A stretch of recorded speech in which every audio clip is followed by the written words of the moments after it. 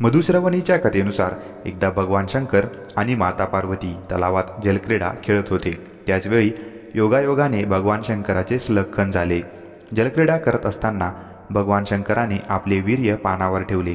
त्या वीर्यापासून 5 मुलींचा जन्म झाला। या मुली ना मानवी रूपात होत्या ना सापाच्या रूपात। शिवलीलेतून 5 सर्पकन्या जन्माला आल्याची माहिती पार्वतीला नव्हती। मात्र शंकर तलावाजवळ जाऊन आपल्या कन्येचे लाड देखील करत असे। एक दिवस पार्वतीला संशय आला, तेव्हा त्यांनी शंकराचा पाठलाग केला। त्यावेळी तलावात सर्व सर्पकन्यांबरोबर खेळताना पाहून माता पार्वतीला राग आला। पार्वतीने क्रोध आल्याने 5 सर्प मुलींना मारण्याचा प्रयत्न केला।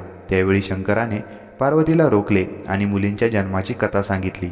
भगवान शिवाच्या या सर्प मुलींची नावे जया, विषाहर, शामिल, बारी, देव आणि दोताली अशी आहेत। या देवींच्या कृपेने घरात कधीही धन आणि धान्याची कमतरता भासत नाही, अशी देखील मान्यता आहे। तुम्हाला ही कथा कशी वाटली ती कॉमेंट करून सांगा आणि व्हिडिओ आवडला असल्यास एक लाईक नक्की करा व चॅनलला सबस्क्राईब करा। धन्यवाद।